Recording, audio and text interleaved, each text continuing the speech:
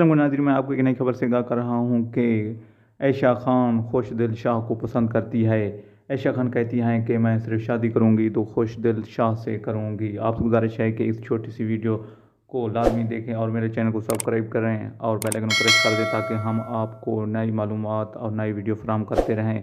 अब हम बढ़ते हैं तफसील की जानिब। इस मुख्तसर वीडियो में हम आपको मुकम्मल तफसील के साथ आगाह कर रहे हैं कि खुशदिल शाह और आयशा खान एक दूसरे को चाहते हैं। आयशा खान का कहना है कि खुशदिल शाह जो पाकिस्तानी क्रिकेटर है, मैं इसको पसंद करती हूँ। अगर मैं शादी करूँगी तो मैं सिर्फ खुशदिल शाह से ही करूँगी।